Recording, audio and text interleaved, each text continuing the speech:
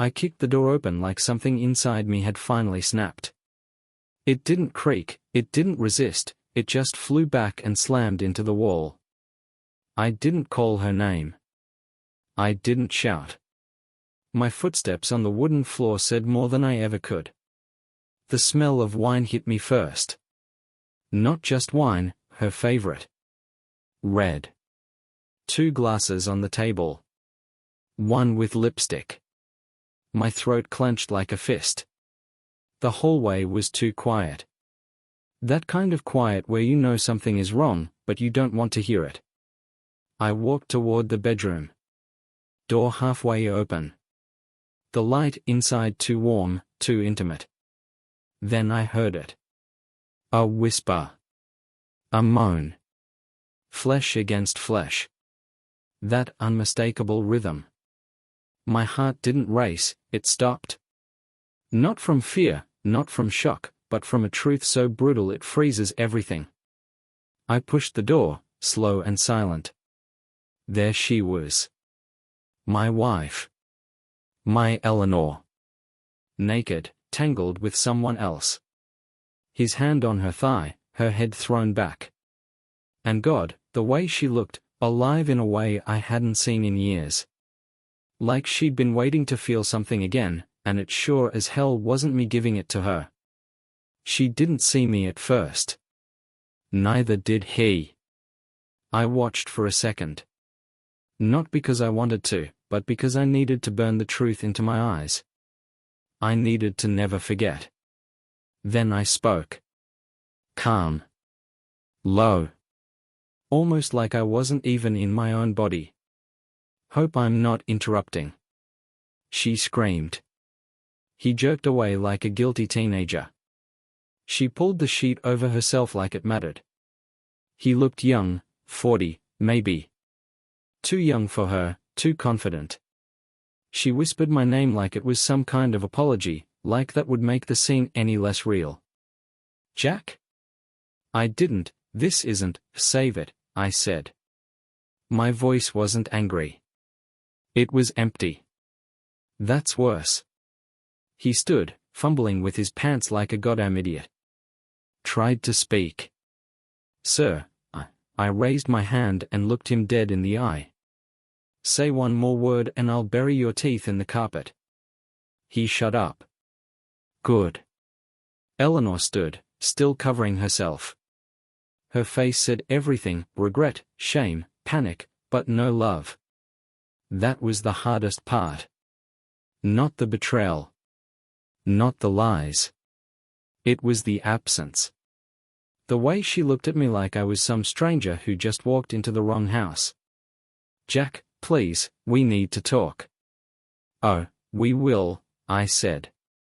Just not now. I turned around. Walked out. Got in my car. Drove into the night. The air tasted like metal. The steering wheel was cold. I didn't know where I was going, and I didn't care. All I knew was that the life I had, the love I believed in, the woman I trusted for over 50 years, none of it was real anymore. All that was left was silence. And the truth.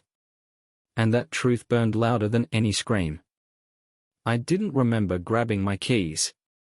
I don't remember walking to the car or even starting the engine. All I remember is the road, unfolding like some black river under the wheels, and the sound of my breath, shallow, uneven, like I'd just been punched in the gut. The headlights sliced through the dark, but it felt like the darkness kept swallowing them whole. I wasn't running away. I was trying not to explode. I needed to get out of that house, out of those walls where her scent still lingered on the sheets she just shared with someone else. 51 years. That's how long we were together. People talk about 50-year marriages like they're something sacred. Golden. Untouchable. But nothing's untouchable. Everything breaks. I drove with no destination. Past the edge of town, past the diner where we used to go after church, past the little antique shop she loved. I didn't even notice I was crying until I tasted salt. my hands were clenched so hard on the wheel that my knuckles went white. At some point, I pulled over. Could have been midnight. Could have been 4 a.m. doesn't matter. Time stopped the moment I opened that bedroom door. There was a gas station, one of those old, new abandoned ones on the outskirts. The kind where the sign flickers and the soda machine hasn't worked since the 90s. I stepped out, the air hitting my face like ice. I staggered to the side of the car and dropped to my knees. My stomach turned inside out. I vomited. Violently. Not from food. From grief. From betrayal. From the sight of the woman I loved more than breath wrapped around someone who wasn't me. I sat down right there, on the cold concrete, leaning against the tire like a man who just lost a war. The silence out here wasn't peaceful. It was deafening. Inside my head, everything screamed. Her voice. His voice. My own, trying to find a reason, a single thread that could explain how everything we built could collapse in one moment. I thought about our wedding. Rain coming down in sheets. We laughed and danced under umbrellas and promised forever. I thought about when our son was born, how she cried and said he had my hands. I thought about the night she held my hand when I came home from Vietnam, shaking and broken, and she didn't let go once. All of it, for real. So how the hell did it end with me kneeling in gravel, puking up my insides while she sleeps in someone else's arms? I didn't even feel anger yet. Just absence. Like someone had scooped out everything inside me and left a shell. A truck pulled up next to me. A guy, maybe in his 60s, got out, stretching his back, groaning like it was the end of the world. He looked over at me, squinting. "You all right there, buddy?" I couldn't answer. My throat didn't work. He walked to his cab, came back with a flask, and handed it to me. "Looks like you need this more than I do." I took it. Whiskey. Burned like fire going down, but at least it burned. At least it made me feel something. "Wife?" he asked. I nodded. "Cheated?" Another nod. He didn't say sorry. Didn't offer advice. Just stood there, looking out into the dark like he'd seen it too. "Don't go home tonight," he said. "Whatever you do, don't go back in that house until you know who you are again." Then he got in his truck and left. I sat there long after his taillights disappeared. I don't know how long. Maybe until the sun started hinting at the edge of the horizon. And I knew he was right. Because the man who walked into that house earlier that night died the second that door swung open. And if I ever wanted to live again, I had to figure out who the hell I was now. Not her husband. Not the father. Just me. Whoever that was. And I made a vow, right there, in the glow of a broken gas station light. I would find the truth. I would rip the lies out by their roots. And I wouldn't let her take the rest of me down with her. Not now. Not after everything. I couldn't sleep. I didn't even try. Sleep belongs to the innocent, to the unbroken, and I was neither. I sat in that old truck stop parking lot for what must have been hours, watching the sky bleed into dawn. And somewhere in that numb silence, my mind went back, not by choice, but because it had nowhere else to go. It went back to her. To the very beginning. 1969, a bookstore on a rainy afternoon. I was 20, fresh out of basic, still smelling of sweat and nerves. She was 17, working the counter, her hair pinned back and glasses sliding down her nose as she shelved paperbacks. I wasn't looking for anything. Just needed to be inside, out of the rain. But the moment I saw her, something clicked. Not sparks. Not magic. Just stillness.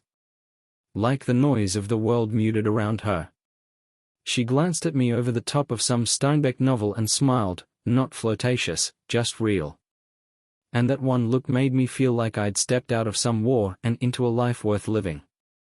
I made some dumb joke about Hemingway and she laughed. God, she laughed like she meant it. Like laughter wasn't just a sound but a language she spoke fluently. We talked for hours. I walked her home.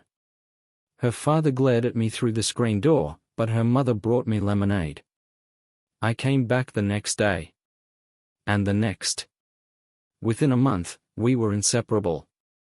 We didn't have money, but we had sidewalks. We walked for miles, talking about everything: music, dreams, her plans to become a teacher, my fear of going back to the army. She used to write little notes on napkins and leave them in my jacket. You are seen. Come back to me. I like how you see the world. I still have some of them, buried in boxes I don't dare open now. We got married in '71. Small backyard wedding. Her uncle played guitar, the cake was homemade, and her veil was her mother's. It rained then too. We didn't care. We danced barefoot in the mud. She whispered in my ear, "This is the beginning of everything." And I believed her. I built that belief like a cathedral inside me. Every day, every moment, every sacrifice, laid like bricks for something sacred. Our first apartment was a one-room box with roaches and peeling wallpaper. But we were happy. We made love on the floor, cooked spaghetti 3 times a week, and made up songs about the neighbors. When our son was born, she held him like he was the only light left in the world. She was fierce, gentle, impossibly strong. There was a night when he had a fever and wouldn't stop crying. I broke down. Said I didn't know how to be a father. She took my hand, looked me in the eye, and said, "We learn together." That was her gift. She made you feel like you could handle anything, as long as she was there. But somewhere along the way, the music faded. Not all at once. Gradually. Like a song you don't realize has ended until you notice the silence. We stopped walking. Stopped dreaming. Life became bills and doctor appointments and arguments about nothing. I tried to fix it. Took her to the lake house for anniversaries. Bought flowers. Wrote her letters like the old days. But something in her was already gone. And now I know exactly where it went, into the arms of someone else. That's the cruelty of it. She didn't just cheat on me. She cheated on all of it. On our history. On every note she ever wrote.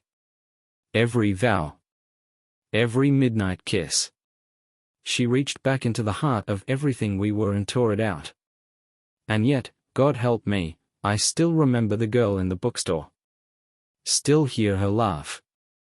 Still feel that first time she touched my hand. And I hate her for it. And I love her for it. And I don't know which one of those is worse. Maybe that's the real betrayal, not the sex, not the lies. But that she made me believe in something so fully, and then took it away without warning. She built a home in me. And now I'm standing in the ruins. I didn't go home that morning. I drove past it. Twice. Circled the block like a stray dog too scared to approach the porch. But eventually I turned into the driveway. Not because I was ready. Because I had to know. The truth doesn't wait for readiness. It claws at your insides until you let it out. Her car was gone. Good. I needed the house empty. I needed time. I unlocked the front door like it belonged to someone else. Like I was breaking into a memory. And in a way, I was. The living room looked exactly the same, throw pillows arranged just so, family pictures smiling from the shelves, the scent of lavender from the diffuser on the side table. But now it felt staged. Like a set on a TV show. Too perfect. Too frozen. I walked upstairs. Our bedroom door was still open, the sheets a mess, the ghost of last night thick in the air. I stood there for a long time. Not moving. just breathing. Then I turned and walked to her side of the closet. I'd never touched it before. We had our boundaries. Not secrets, just unspoken spaces. But now everything was open. I went through her drawers, her jewelry box, the bottom of her laundry basket. Nothing. No notes, no receipts, no clues. Then I saw her purse on the vanity. I opened it. Phone. Wallet. Lipstick. A folded receipt from some hotel near the interstate. The date? 3 weeks ago. Room 218. That's when it shifted from heartbreak to obsession. I took her phone. She'd changed the password. Of course she did. But I'd watched her type it 1,000 times. Our grandson's birthday. It opened. Messages. Dozens of them. All from the same number, saved as Amy, but I knew no Amy. I opened the thread. My stomach dropped. Photos. Words. Things I wish I could unsee. She called him my fire. Said she hadn't felt this alive in years. Said she dreamed about running away. The messages went back months. Month after month of deception, layered and careful. They had a system. A rhythm. Thursdays. Always Thursdays. He'd pick her up near the park. She told me she was going to yoga. She never liked yoga. She hated the smell of those mats. My hands were shaking. I kept scrolling, kept reading, kept falling into a hole I didn't know how to climb out of. And then I saw it. A selfie. Them together. In our bedroom. My bed. My home. I dropped the phone. It clattered against the hardwood. I wanted to scream. To smash something. But I didn't. I sat down on the edge of the bed like a man who just got shot but hasn't bled yet. I looked around. Everything suddenly had weight. The lamp she picked out at that flea market. The painting we hung on our 20th anniversary.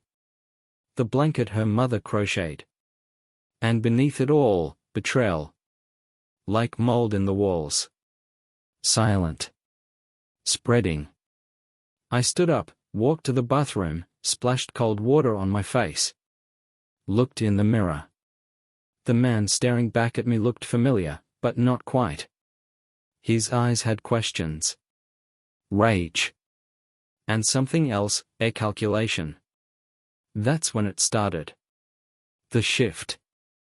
The moment where grief began to sharpen. To turn into something useful. I wasn't just sad anymore. I was awake. I went back downstairs. Her laptop was in the kitchen drawer. She never hid it. I opened it. Emails. Travel bookings. One for New Orleans, 6 months ago. Another for Chicago. She told me it was a teachers' conference. I even packed her bag. How many times had I helped her walk straight into someone else's arms? I checked the bank account. Withdrawals. Gifts. Hotel stays. Always just under the amount that would trigger a joint notification. Smart. Devious. Efficient. Every transaction, every password, every scrap of evidence pulled the thread tighter. The picture was forming. Not just infidelity. A second life. A story I wasn't in. I sat in that kitchen, under that soft yellow light she always said felt too cold, and realized, if she didn't just betray me. She planned it. She engineered it. And all this time, I was the man smiling next to her in photos, holding her hand in church, kissing her cheek at dinner parties. The mascot of a lie. I closed the laptop. Stood up. Something in me had shifted. Something final. The part that wanted to believe. It was dead now. All that remained was the man who was going to make sure this didn't end quietly. Not for her. Not for him. Not for me. The silence was the worst part. Not the betrayal. Not even the lies. The silence. That oppressive, crushing, unbearable stillness that clings to everything after someone walks out of your life. I stayed in the house. For a few days. Maybe a week. I'm not sure anymore. Time turned to liquid, slipped through my fingers like it no longer obeyed the same rules. I didn't sleep. Didn't eat. Not really. I'd sit in the kitchen with a cup of coffee gone cold hours ago, staring at the window like I was waiting for her to appear out there. Sometimes I thought I heard her footsteps upstairs, the creak of the stairwell, her laugh echoing from the hallway. My mind was playing tricks. Or maybe it wasn't. Maybe that's what a haunted house really is, not ghosts in the walls, but memories that won't shut up. I tried the bed. Once. I lay down on my side, where I used to face her, and the smell of her shampoo on the pillow made my chest cave in. I bolted upright like I'd been burned. I ended up sleeping in the recliner in the den, wrapped in an old quilt that smelled like dust and long winters. I kept the TV on with no volume. Just for company. The silence, otherwise, was too loud. People called. Friends. Family. I let it all go to voicemail. I couldn't say the words out loud. I couldn't form them without falling apart.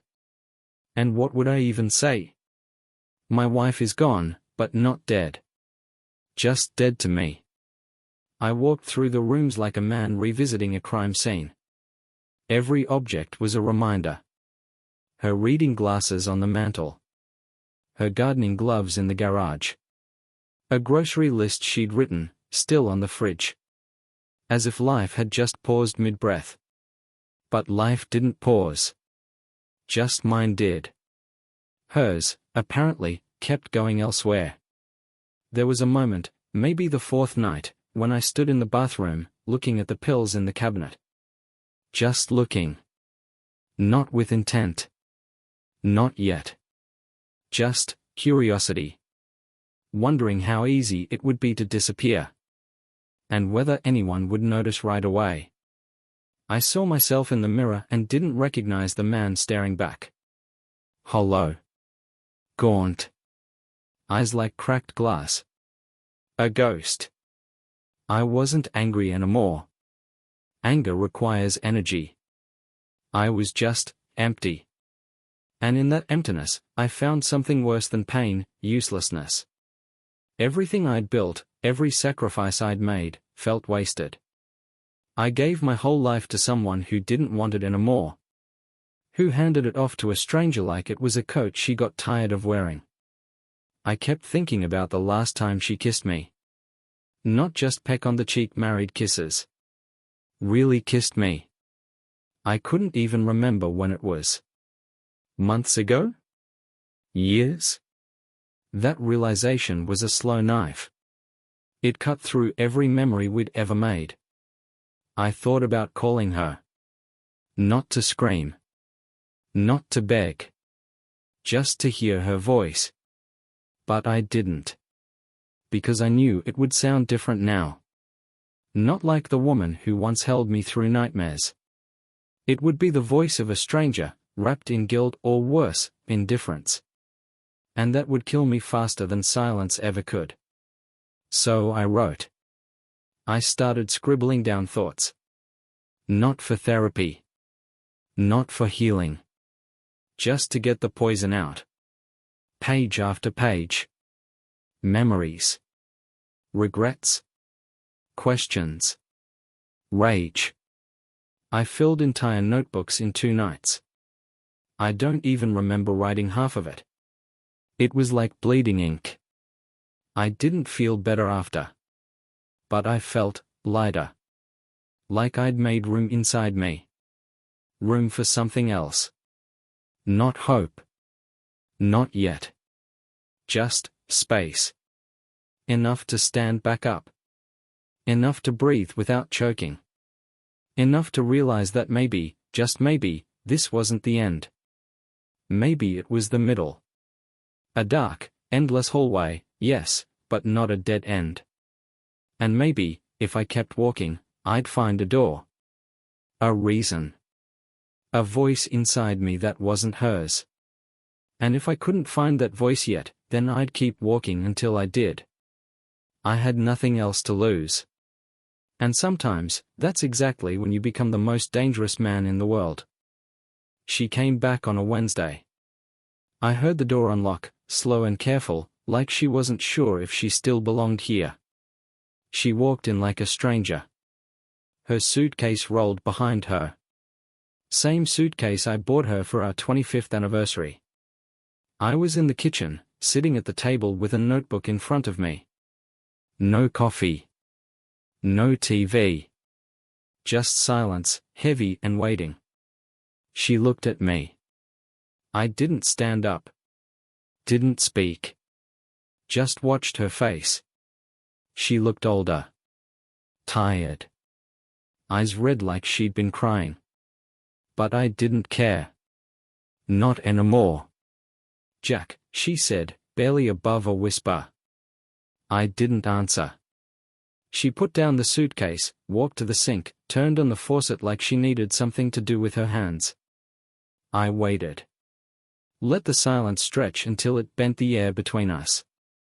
I wasn't going to come back, she said finally. Her voice trembled, but not from fear. From shame. I only came because I didn't want you to hear it from someone else. I leaned back in the chair. Hear what? That I've been staying with him. Her words hung there. No theatrics. No apology. Just fact.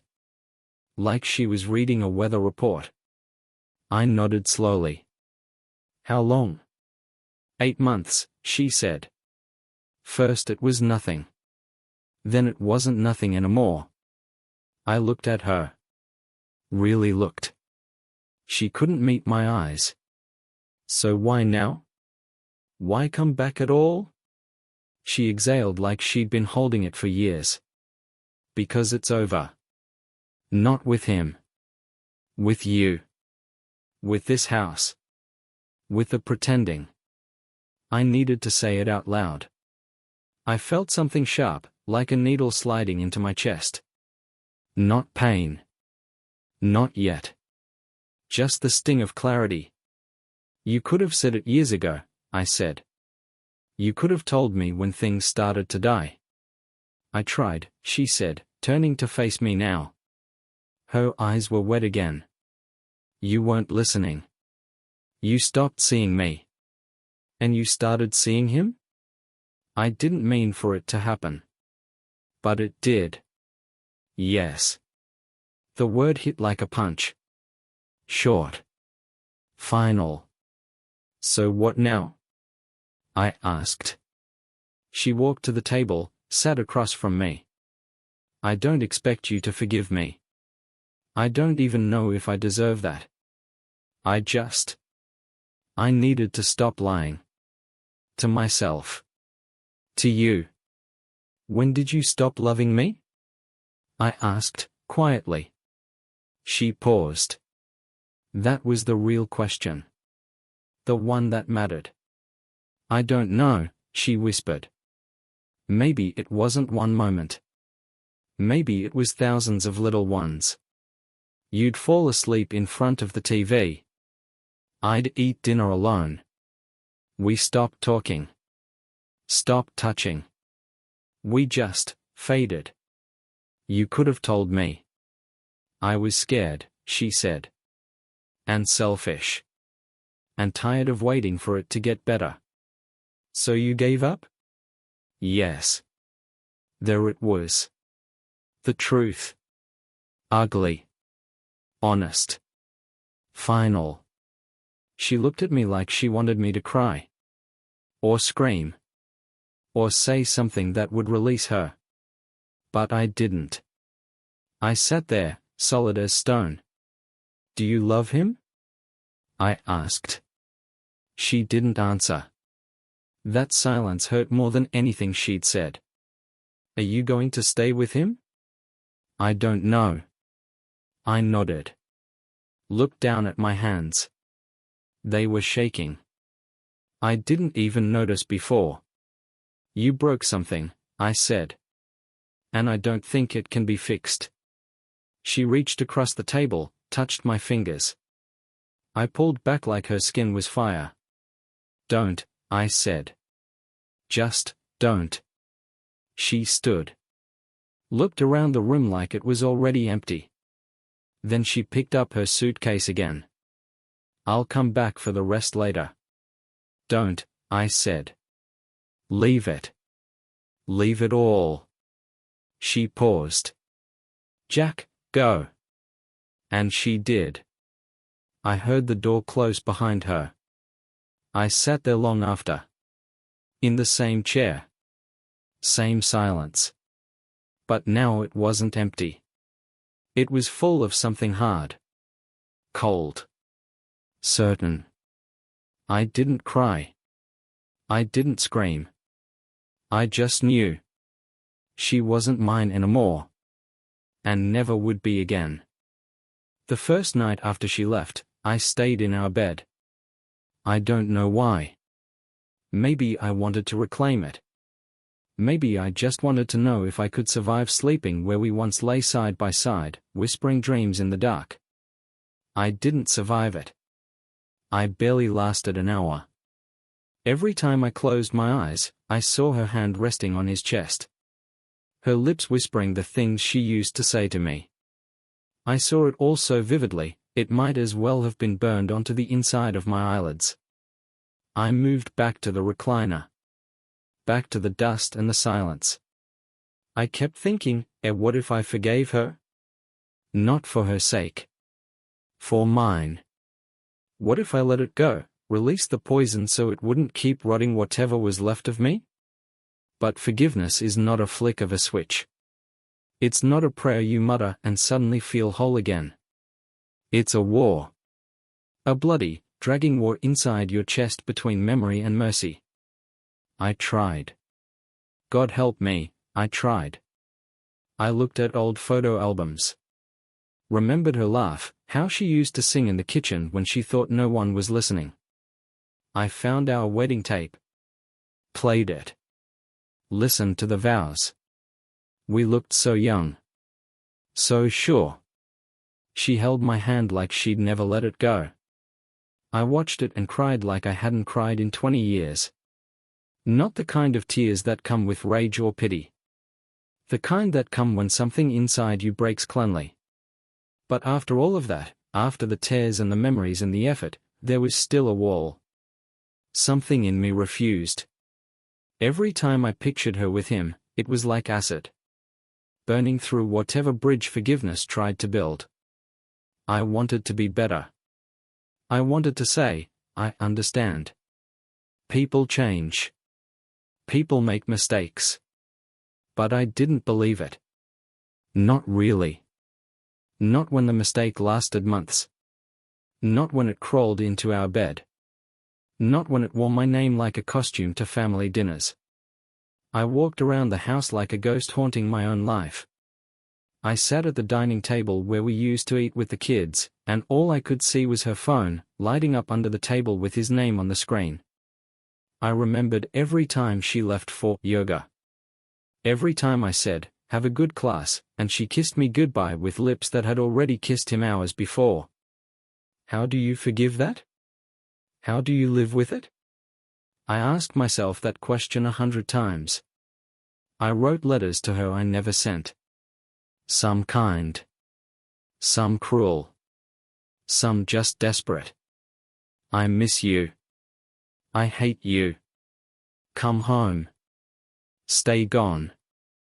I wrote until my hand cramped. Until my pen ran dry. Until the page couldn't hold any more confusion. I thought about talking to someone. A pastor. A therapist. Anyone. but the words stuck in my throat. How do you explain that someone you loved your entire life became a stranger overnight? How do you explain that you don't know who you are anymore because the person you were existed only with them? I didn't want sympathy. I didn't want advice. I wanted a map out of hell. And none of them could give me that. In my quietest moments, I imagined her walking through that door, saying it was all a mistake. That she wanted to try again. That we could rebuild. And sometimes I almost believed it. I'd imagine hugging her, smelling her perfume, saying, "Let's start over." But every time I pictured her face, I saw it twisted in pleasure, for someone else. And that image would destroy the illusion like a match to paper. I wasn't ready to forgive. Maybe I never would be. Maybe forgiveness isn't always the answer. Maybe sometimes it's a betrayal of yourself. Maybe the only way forward is through the fire, not around it, not over it. Through. And so I sat in that silence, no longer trying to silence it. I let it speak. Let it scream. Let it echo everything I couldn't say out loud. Because if I was ever going to survive this, I had to stop trying to fix the past. I had to let it die. Even if part of me died with it. Something shifted in me after that. Slowly. Quietly. Like the first crack in ice before the whole lake breaks open. I woke up one morning and realized I wasn't sad anymore. Not in the way I had been. The ache was still there, but it had calcified into something sharper. Something solid. It wasn't grief. It was purpose. I got up, showered, shaved. Put on clean clothes. No one was coming to see me. But I wasn't doing it for anyone else. I was done being the broken man in the chair. The man who got left behind. That wasn't who I was. Not anymore. I started walking every day. At first, just around the block. Then farther. My body had grown stiff, slow. But with every step, I felt the heat building again. Like coal under ash. I went through the house with a trash bag. Everything she left behind, her clothes, her shoes, her books, her damn perfume, I threw it all away. Not because I hated her. Not even because I wanted to erase her. But because I needed to reclaim the space. My space. My life. I cleared every drawer, every shelf. I washed the sheets, replaced the pillows. The bed didn't feel like ours anymore. It felt like mine. And that mattered. Then I sat down and made a list. Not of memories. Not of questions. A plan. Names. Places. Accounts. Weak points. I knew things. She'd told me stories over the years. Slipped details. Loose threads. I started pulling at them. Tracing timelines. Checking records. Every Thursday she said she was at yoga. I checked phone records. GPS data. Bank charges. She wasn't just cheating. She was sloppy. Complacent. Arrogant. And so was he. He had a wife. I found her through social media. Pretty woman. 2 kids. Regular life. She had no idea who her husband really was. So I reached out. An anonymous email. No threats. Just facts. Dates. Pictures. She didn't reply. But 2 days later, I saw online that she'd filed for divorce. Then I contacted his workplace. Used a burner account. Forwarded a few choice messages. Let them know what kind of man was representing their firm. Turns out, family law firms don't like employees with affairs, especially not when they're this public. He got fired a week later. Meanwhile, I'd dug into his finances. She'd bought him things. Expensive things. On our joint credit. I collected it all. Had documentation. Photos. Proof. And I sent her a copy. Certified mail. With a note, I may have lost you. But you going to lose everything else. It wasn't rage that drove me. Not anymore. Rage burns fast. This was colder. Cleaner. Like surgery. Removing rot. I wanted them both to feel it. To sit in the silence they left me in. To understand what it means to be erased. Because that's what they tried to do. Erase me. Rewrite the story without me in it. Pretend I was just some placeholder in her life, some background figure she could discard once she found passion again. But I wasn't a placeholder. I was the reason she had anything to lose at all. And I was done letting her walk away without consequence. I didn't need her back. I didn't need her to hurt the way I did. I just needed her to look at what she had left, and know it was her own doing. That every empty space, every lost comfort, every door now closed was something she chose. And he needed to know that the world doesn't let you destroy someone quietly. Not me. Not anymore. I wasn't kind. I wasn't cruel. I was exact. Precise. Deliberate. I didn't scream. I didn't beg. I wrote. I moved. I acted. That's the part they never expect. The man who sits in silence, heart in pieces, eyes full of tears, is the one they think is done. But they forget. You can rebuild a man like that. From the ruins. From rage. From clarity. From love that turned to ash. And what rises is something you can't unmake. Something stronger than grief. Stronger than loss. A man who's lost everything, and now has nothing to protect, but himself. I knew where he'd be. He wasn't hard to find. Predictable people rarely are.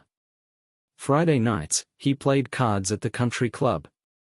A place he used to sneak into, and now used to pretend he belonged. I didn't dress up. Didn't need to. I walked in like I owned the place, like I'd been walking through fire and now the floor didn't burn anymore. They were in the lounge. Laughter. Cheap whiskey in heavy glasses. He sat at the center like a man who hadn't lost a thing. And maybe he hadn't, yet. He didn't see me right away. But when he did, everything about him changed. His posture. His eyes. The way his fingers froze mid-reach for a poker chip. I didn't stop walking. I stood behind his chair, waiting. He didn't turn. Didn't move. The others went quiet. One of them said, "Hey, buddy, you need something?" I didn't answer. I just leaned in, close to his ear. Outside. No. He stood up slowly. Tried to smile. That fake calm men wear like armor. "Let's talk somewhere else," he said. "We're not going to do this here." "No," I said. "We're going to do this exactly here. But if you want to save face, step outside before I remind everyone what kind of man you are." The others looked away. Uncomfortable. Embarrassed for him. That was enough. He walked out, and I followed. The night was cold. Quiet. The parking lot mostly empty, lit by one flickering lamp that buzzed like an insect. He turned to face me. "Look, I didn't mean for any of this to happen. Stop. I didn't want excuses. You had every chance to back away. To say no. You didn't." "I loved her," he said. "Maybe I still do." I laughed. Quiet. Sharp. You don't even know what that word means. You weren't there, Jack. You don't know what your marriage looked like from the outside. And you didn't care to find out what it looked like from the inside. He said nothing. You saw a woman slipping, and instead of reminding her who she was, you pulled her deeper. That's not love. That's theft. I didn't force her. No. But you gave her a place to run when she should have stood still. He swallowed hard. So what do you want? An apology? I stepped closer. My voice dropped low. I want you to remember this moment. Not because I hit you. I'm not going to. I want you to remember it because for the rest of your life, you're going to wonder when I'll show up again. Not to fight. Just to look you in the eye and let you feel what you made. You broke something that didn't belong to you. You touched a life that wasn't yours. And now, every time you pour a drink or kiss your daughter goodnight, I want you to feel that crack under your feet. That fracture. That reminder that some men do not forget. We bury. And we build. But we do not forget. His face paled. His breath caught. I stepped back. We're done, I said. You keep whatever pieces you've got left. And you pray I don't take those too. I turned. Walked away. Left him standing in that half-lit lot, shaking in silence. I didn't feel proud. Didn't feel victorious. I just felt clean. Like I'd emptied out the last bit of poison. Like I'd faced the fire, and this time, walked through it without turning to ash. It's quiet now. Not the kind of silence that hurts. Not the silence that follows betrayal, or fills the space where love used to live. This is different. This silence breathes. It's still. Honest. Whole. I sit on the porch in the early morning, wrapped in a flannel jacket, coffee in my hands, steam rising like memory from the cup.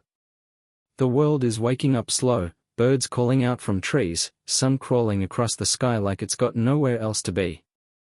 I used to think healing was loud. That it came in breakthroughs and epiphanies. That one day you'd wake up and the pain would be gone, replaced by peace.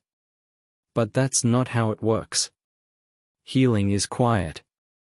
It's the absence of need. The stillness when you no longer beg the past to return. I don't miss her anymore. Not in the way I thought I would. I miss the idea of her.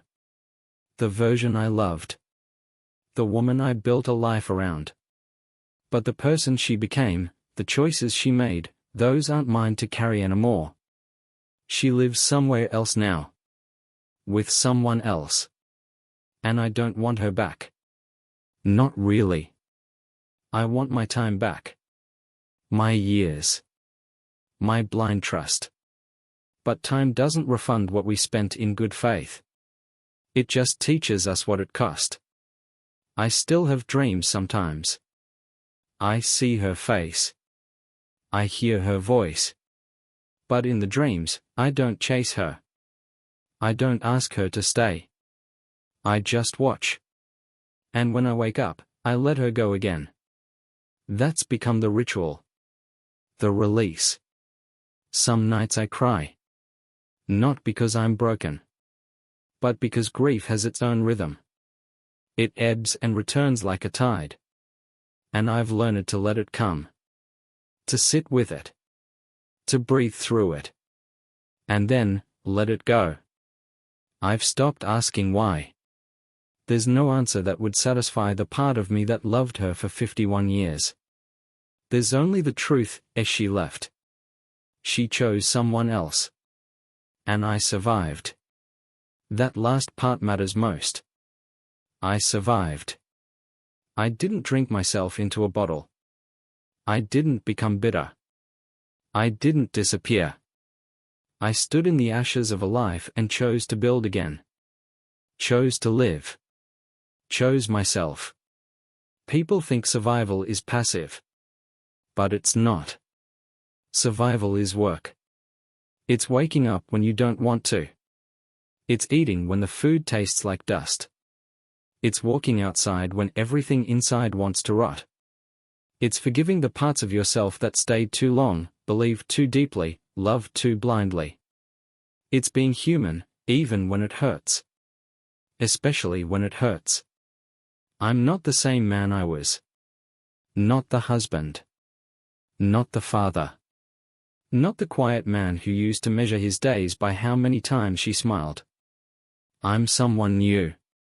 Someone sharpened. Someone aware. My children call more often now. They ask how I'm doing. I tell them the truth. I say, some days are good. Some days aren't. But every day is mine. That's the difference.